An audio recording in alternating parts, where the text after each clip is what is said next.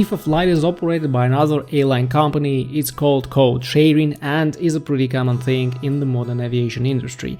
There are different cases of code sharing, but in most cases there is a company that sells tickets, for example Ryanair, and the company that completes the actual flight, so it operates the plane, for example Laudamotion. There are tons of questions about this operated by thing, and you need to understand how the code sharing happens. So there are two companies involved in the service that you get. Let's imagine that you buy your tickets at the Ryanair website, and it means that the flight rules, luggage policies and check-in desks at the airport will all be in the responsibility of Ryanair unless they clearly give you other instructions.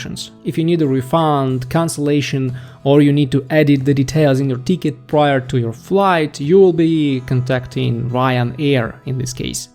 But the plane in this example will not belong to Ryanair, it will belong to the company Laudamotion or whatever other company is indicated in your ticket after the words operated by. So the company that is actually responsible for your flight is Laudamotion.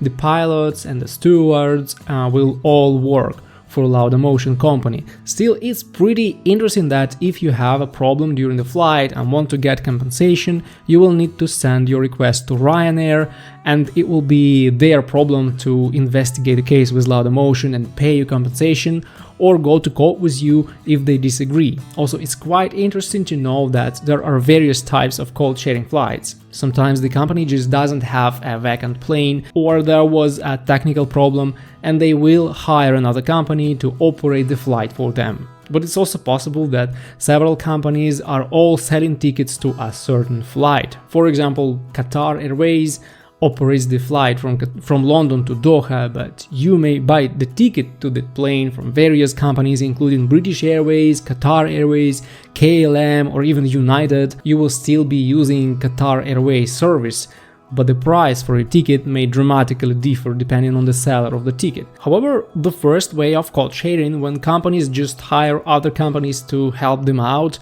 is way more common currently.